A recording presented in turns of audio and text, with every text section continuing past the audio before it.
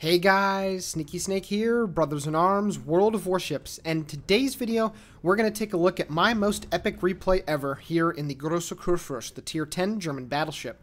I'm divvied up with my buddy Puddin, and he's playing in the Yamato, the Tier 10 Japanese battleship, and we're playing some Epicenter here on the map Tears of the Desert. So this replay that you're going to see here is my very first 300,000 damage game. Well, technically that's a lie, because I have had a video featured on the channel, I believe in late 2016, where I was on the PTS in the Zhao, and I had a result of 327,000, but that doesn't count because it's the PTS, let's be honest. And it was also back in the day where stealth firing was still a thing, so basically for the entire match I kited a whole bunch of BBs and farmed damage. But anyway, this is my first ever legitimate 300,000 damage game, and it came in a battleship that up until I had this game, I wasn't having the most success with. My first 15 or so games in the ship went very well, and then I had a stretch of about 20 where I was about 20,000 damage below my average, and I just wasn't playing the vessel to a very high degree, or at least to my own standards.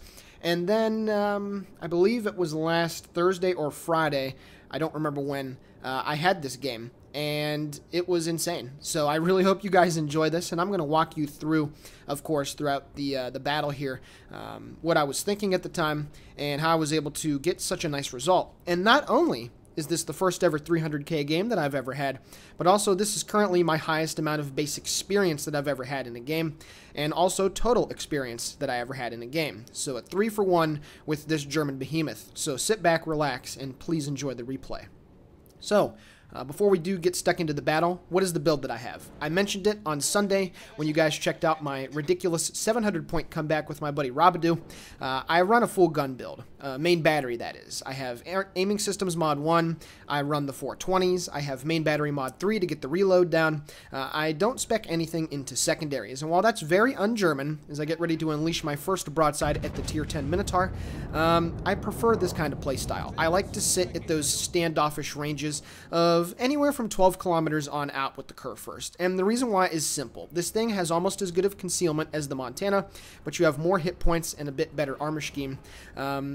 So I like to sit a little bit further away with this ship. I also run the spot plane so I can reach out and touch targets at well past 20 kilometers. Also, being able to shoot over the corners of islands and peek around to get better shots at, bow-on radar cruisers, for instance. And it's a playstyle that may not be one that a lot of people share with their high-tier German BBs, but it's one that I have really enjoyed because of the prevalence of HE. Ever since the British BBs came in, I have really strown away from using secondary battery builds on battleships. And you saw right there, the accuracy, pretty good lateral dispersion. Granted, it is a German BB, so at the end of the day, you do have to get a little lucky, but almost 20k. And now the Yamato is going broadside once again. Now you can see that my reload is just a shade over 27 seconds, and you might be wondering, well, Sneaky, if you're going to run with a full gun build, why not roll with the 406s?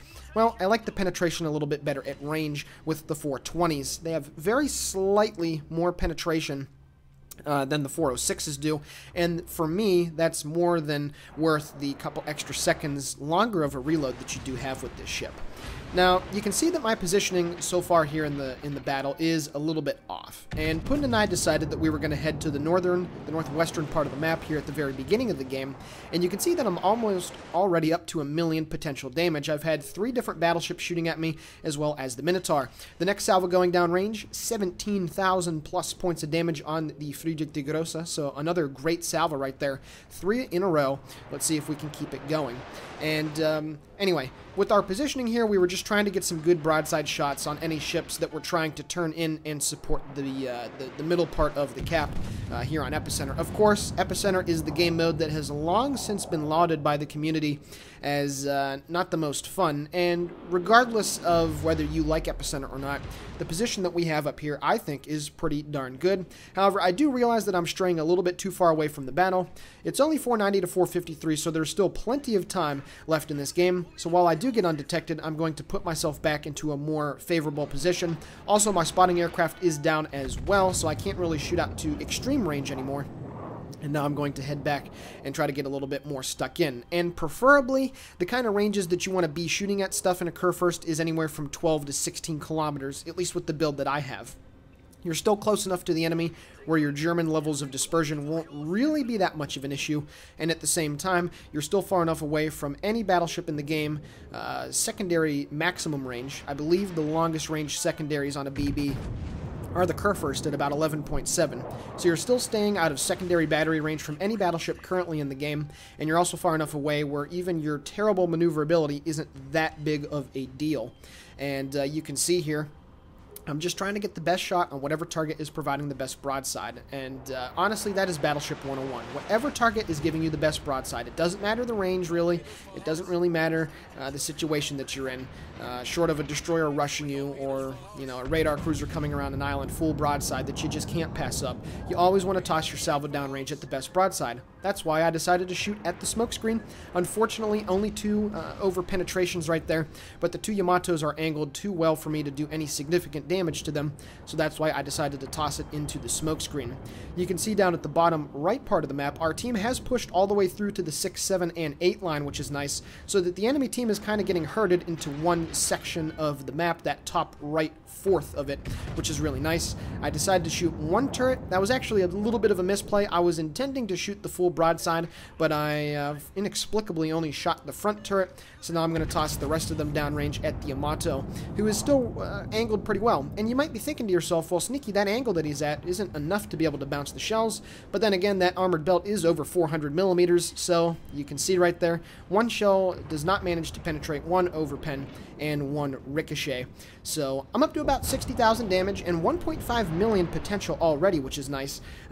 So, you know, I still have a decent bit of hit points as well. I haven't taken too much damage, and the majority of it I have been able to repair back. My next blind salvo looks very bad on paper, but I do manage to get 1 overpen and 1 citadel on the Minotaur that's chilling in the smokescreen. So a very nice shot right there.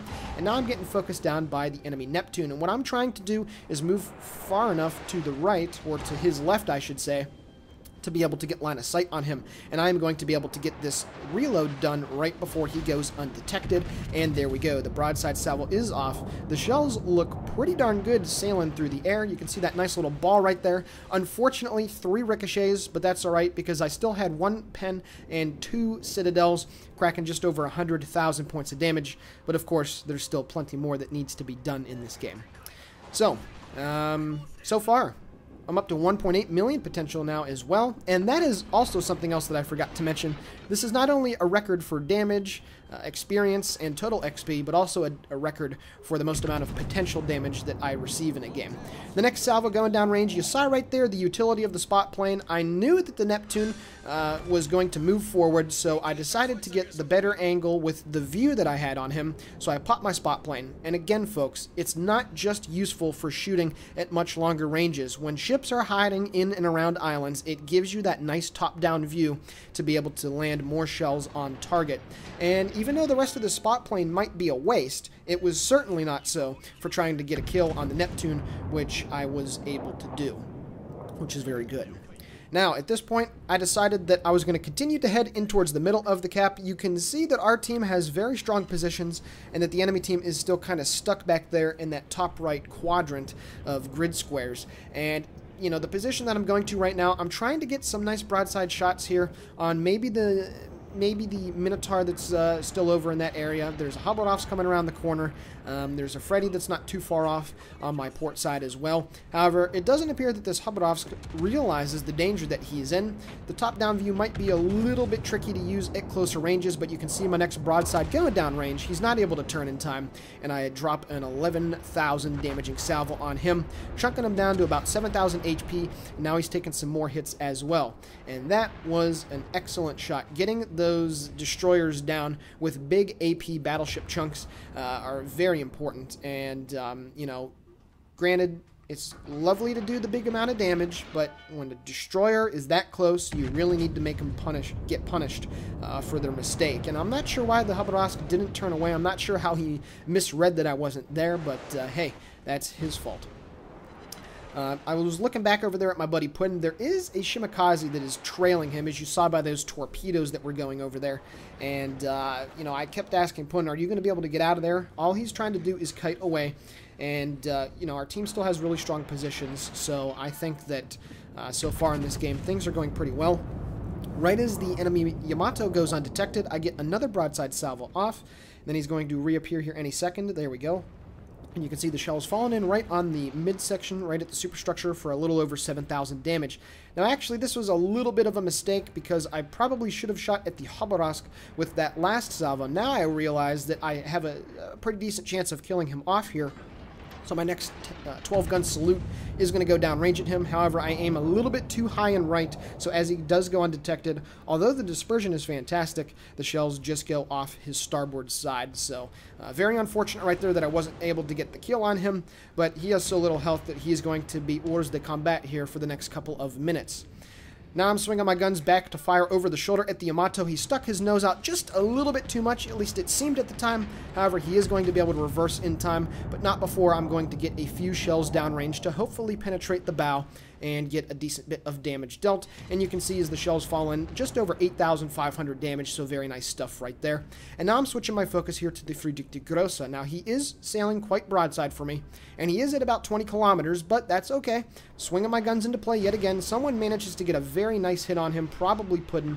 Not 100% sure who laid that big salvo on him, but I do manage to get the assisted base capture on the second zone, which is nice.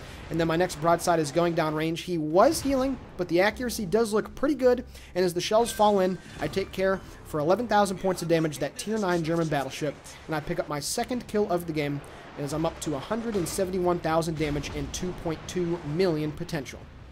So at this point, 621 to 453, each side has lost 3 ships, and it looks like this game is going to go all the way to the limit of the time. Of course, games last for a potential of up to 20 minutes in this one. And even though we have control of the 2 middle caps, we're not really gaining that many points from it. And because the enemy team still has 9 ships left, this is still anybody's game.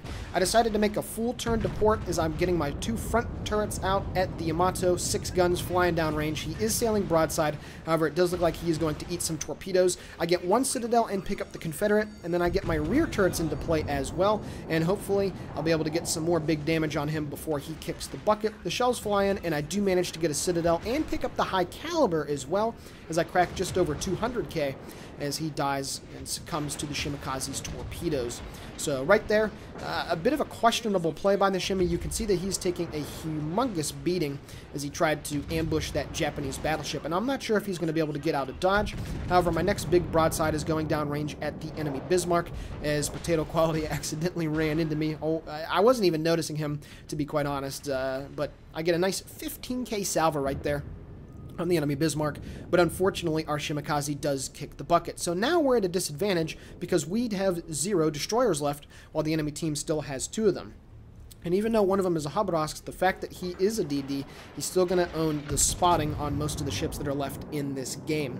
I get my next broadside out at the enemy Yamato, however I didn't aim high enough, and I get 1 shell that overpins, but 1 shell that ricochets. You can see that this Gascon is trying to move through, and he was honking the horn a little bit right there, so I realized, okay, Sneaky, just slow down and let this guy get through. It appears he is undetected right now, so he's just going to keep on motoring his way past. And my next broadside is going to go downrange at the enemy Bismarck. He turns just enough for me to be able to punch through the top part of his superstructure if the shells are true. And look at this excellent salvo, just rakes his entire ship, and I deal a very significant 10k plus chunk on him as I'm up to almost 230,000. You can see that the Bismarck is about to die, the Yamato is on very low health, and then the rest of the enemy team are moving off to the northeast as the Khabarovsk has now shoved himself on the middle section of the cap, and he's going to remain there for the next few minutes. There's only 6 minutes and 26 seconds left in the game. However, Potato Quality does manage to get the kill there on the Bismarck, which is very important. And now with that enemy Yamato on such low health, granted he is on the flank of most of our ships, he shouldn't pose too much more of a threat to us because you could see that he did have to turn away from quite a bit of sustained fire from Potato Quality, which is good stuff. But now what I'm going to do is I'm going to head around the curve here, and I'm just going to make a slow turn to the left and try to push into where the enemy team is chilling at over there. The Zhao is running away. The Cleveland's on 10k health. We do have the HP advantage at this point, so, you know, I was still feeling very comfortable about the game, even though it's still anybody's game. looking for the broadside here on the Cleveland. He is not moving at max speed, and I am able to get the stealth fire off because I was behind the island. However, unfortunately, only one shell is going to hit, albeit it is a penetration for 2,200 points of damage. So a decent salvo right there makes the Cleveland have to turn away. And now what I'm going to do here is keep the Cleveland spotted, or not spotted, but marked with my target indicator. And then right at the very last second, I'm going to mark the Khabarovsk here with only 3 seconds left on the reload, and I'm going to swing my guns into play. And as soon as he starts to make his move in reverse, I'm going to pop the salvo off. Now, if he did move forward right now, my shells would miss, but sometimes you have to make those calculated risks, and that's exactly what I did, and I get rewarded for 3 overpens and 3 base defense ribbons on that guy, chunking him down to below 2k hit points. Very unfortunately, I did not manage to hit his 50mm armor plate and get the kill outright, but that is a-okay. Now, the Shimakaze over here was on 2,000 hit points, and he does smoke up. However, I am going to blind fire into his smoke screen to see if I can potentially get that 1 AP penetration that will be the death of him. And we're going to watch the shells in here, and even though I miss, that's still very important to know, you know, as the Shimakaze, that enemy battleships are going to shoot at you. Good players will blind fire into smoke screens, even if they have a 1 in 12 chance of hitting you. You know, all you need is 1. And Potato Quality, nevertheless, manages to take him out. So at this point, it's now a 6 versus 5, 640 to 350. We have an almost 300-point lead. The game is pretty much unthrowable at this point, and I figured to myself, you know what, I'm going to go get on the middle cap, because 1 enemy destroyer is on 1,200 health, and it's the Kaba, and the Shimakaze is now dead. And I still have my hydroacoustic going, and 61,000 hit points to work with, so I'm still pretty healthy. I have tanked a decent bit, of course, but now I'm going to go utilize the rest of my HP to try and kill off the rest of the enemy ships. There's also a Minotaur lurking around the corner there, who he does get detected, so now that I know where all those ships are, I feel a lot more comfortable about making this play. I try to do a snapshot here on the Khabarovsk, and look at the ridiculous dispersion that I get. 5 shells in 1. However, very unfortunately for me, he's able to get out of the way just in time. Methinks that if that was not a Khabarovsk and it was a slower DD, that I would have been able to get the kill outright. However, I'm now trying to get my rear turrets into play here on the enemy Minotaur. Coming around the corner, he's just about 9 kilometers away from me, and hopefully I'll be able to get some nice damage dealt to this guy. He is shooting. He does notice me a little bit late. However, I am able to get my front turrets off before he's able to fully complete his turn, and I'm going to get a nice, decent salvo of 7,100 in on him. Now that my rear turrets are ready to shoot, I'm now going to pop off the next salvo too. Now for the rest of the game, my turrets will actually be on staggered fire because I didn't do a good enough job of getting my rear turrets around before I fired my broadside at the Minotaur. So I'm going to be firing with the A, B, and then the Y and X turrets. Obviously not in sequence, so it makes things a little bit harder because you have to aim a little bit more precise because you only have 6 shells going down range for every quote-unquote broadside that you shoot. Trying to get my rear turrets here on the Cleveland, who's at 1,700 hit points. Hopefully, I'll be able to get the kill on that guy. The Minotaur is still shooting at me, and you can see 1 over penetration puts the Cleveland down below 1k hit points, and then the Minotaur is going to make a very big mistake. He's going to open up way too much broadside, and before he's going to be able to turn back to the right, the lateral dispersion looks pretty good. Hopefully, it's long enough, and indeed it is. I get the Citadel, and I kill off that tier 10 British light cruiser, and now I fire my rear turrets there at the enemy Cleveland, and all I need is 1 over penetration to secure the kill on that guy. The shells are falling in on the target, and there we go. I get the 1 pen on the nose on that tier 8 American light cruiser. I pick up my 4th kill of the game. I'm up to 3.5 million potential and 275,000 actual damage. And things are looking very good now.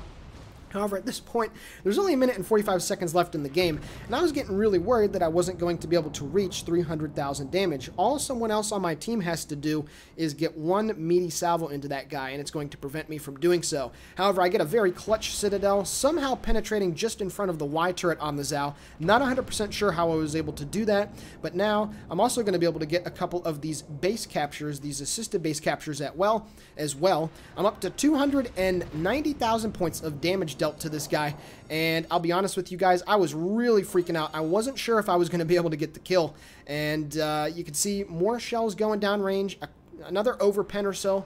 Just, I was freaking out, to be honest. 1 minute left in the game. All I need is a measly 9,000 more damage dealt to him, and you can see the next salvo going down range. He is going broadside, and I get 3 overpens right on the top of the superstructure, put me up to 295,000 damage. I am lit on fire. At this point, I have no heals left. I'm letting the fires burn. I was so focused on trying to get this kill that I didn't even think to hit the R button at all to put out any fires. And I'm actually bleeding a decent bit of hit points right here.